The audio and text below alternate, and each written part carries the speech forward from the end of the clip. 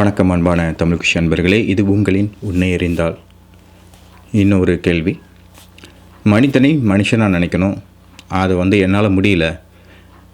எனக்கு ஒரு நெருங்கிய அன்பர் இந்த கேள்வி கேட்டிருக்காங்க. என்னால் இது முடியல, நான் எல்லாரையும் மன்னிக்கவும் முடியாது, எல்லாரையும் எனக்கு தீங்கு செய்கிறவங்களையும் நான் மனுஷனாக மதிக்க முடியாதுன்றாங்க. உங்களுடைய கேள்வி நியாயமான கேள்வி தான். நீங்கள் எல்லாரையும் மதிக்க வேண்டாம். ஆனால் ஒன்றே ஒன்று தான் நீங்கள் புரிஞ்சுக்கணும். கோபப்படுறதுனால நஷ்டம் உங்களுக்கு தான். இது கோபம் நம்மளை தான் தாக்கும் முதல்ல.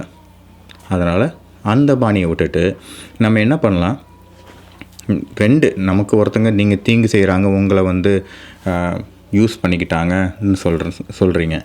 ஆனால் நீங்கள் அந்த டைமில் நீங்கள் ப்ரொடக்ட் பண்ணிக்கோங்க. அதே ப்ரொடக்ட் பண்ணிவிட்டு ப்ளஸ்ஸும் பண்ணுங்கள். மேக்ஸிமம் நீங்கள் ப்ளஸ் பண்ண ப்ரொடக்ட் பண்ணும்போது ஆட்டோமேட்டிக்காக மாறுதல் வாய்ப்பு இருக்குது. அதே மாதிரி ஒரு எண்ணத்தோடு நம்ம போக ஆரம்பித்தோன்னா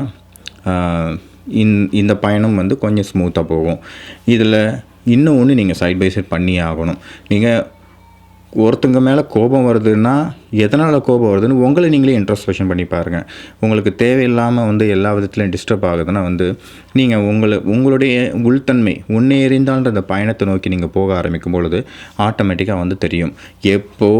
நாம் எந்த உலகத்தில் உள்ள எந்த மனிதரும் மற்றவர்களை மனிதராக மதிப்பாங்கன்னு மனசார தான் இறைத்தன்மையை அடையும் பொழுது தனக்குள்ளே உள்ள இறைத்தன்மை தான் மற்றவர்களிடமும் இருக்கின்றது என்ற ஒரு உண்மையை உணரும் பொழுது மதிக்க ஆரம்பிச்சிருவாங்க. மனுஷன் இல்லை, பார்க்குற செடி கொடி பிரபஞ்சம் ஓரினத்திலேருந்து அந்த ஓரறிவுலேருந்து 6 அறிவுள்ள எல்லா விஷயங்களும் உயிரற்றது எல்லாம் பார்த்தோன்னா ஒரு மிகப்பெரிய இறைத்தன்மையோட எக்ஸ்ப்ரெஷனை தெரியும்.